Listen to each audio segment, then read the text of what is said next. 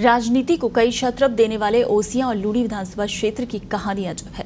यहाँ विकास का ग्राफ बढ़ने की बजाय लगातार गिरता जा रहा है। मथानिया मिर्च उद्योग को आधुनिक खेती की ऐसी नजर लगी कि किसान न सिर्फ पलायन को मजबूर हैं बल्कि मजदूरी भी कर रहे हैं। आखिर कैसे, देखिए हमारे वरिष्ठ सहयोगी हरेंद्र सिंह बगवाड़ा की ग्राउंड रिपोर्ट।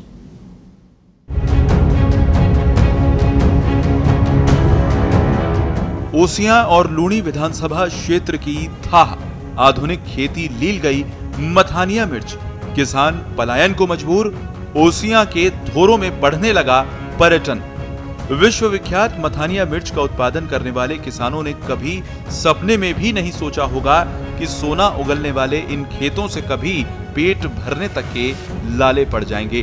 खेतों में सुखाई जाने वाली लाल रंग वाली मिर्च की बिछावट देखने का सपना लिए पत्रिका टीम मथानिया पहुंची, लेकिन यहाँ के हालात एकदम उलट नजर आए। धीरे धीरे कर मिर्च की खेती पूरी तरह से उजड़ चुकी है। पानी खत्म हो रहा है।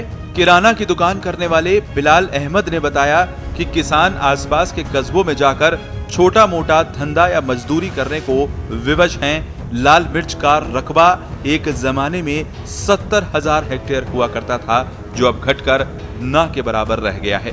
मिर्ची की खेती तो अभी होती नहीं यहाँ पे, पानी भारी हो गया इसलिए मिर्ची जल जाती है। प्याज होता है, रायड़ा होता है, सरसों होता है और इसबगोल होता है, ये फसल होती है। अभी मिर्ची यहाँ नहीं होती है। किसी समय मिर्च की खेती करने वाले किसान गोकल भाकर ने इस बात पर आश्चर्य व्यक्त किया कि इस बर्बादी को नियति मानकर किसान इस बारे में बात तक नहीं करते। कोई राजनेता यहाँ के दर्द को जयपुर में बयां नहीं करना चाहता। ज्यादातर किसान ये तो कहते हैं कि इलाके में भूजल स्तर नीचे चला गया, इसीलिए मिर्च की खेती नहीं हो रही। लेकिन मथानिया के एक वयोवृद्ध किसान नारायण सिंह परिहार ने इसका असल कारण ये बताया कि किसानों ने पारंपरिक तरीके से खेती बंद कर दी। नए तौर तरीकों से होने वाली संकर किस्मों से होने वाली अंधी कमाई ने यहाँ के किसानों की आंखों को चौंधिया सा दिया।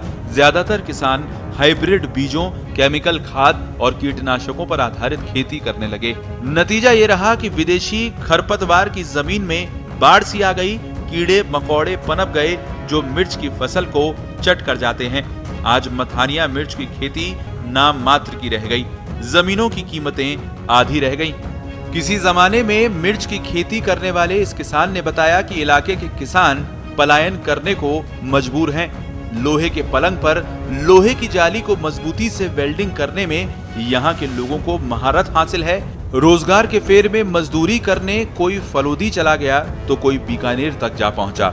हाँ, जो बच्चे पढ़ लिख लिए वे सरकारी नौकरी करके खुश हैं। कुछ लोग सूखी सब्जियां जैसे गैर सांगरी, छालरे, काचरी आदि का काम करने लगे हैं। पीने के पानी के लिए टंकियां जरूर नजर आईं।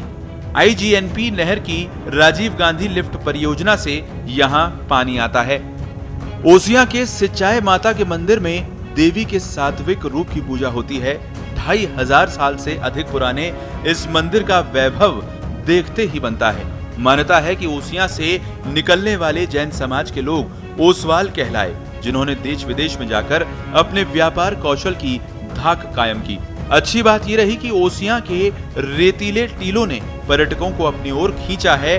सर्दियों में विदेशी पर्यटकों के लिए यहाँ स्विस कॉटेज लगाए जाते हैं। वैसे मंदिर में श्रद्धालु साल भर ही आते हैं।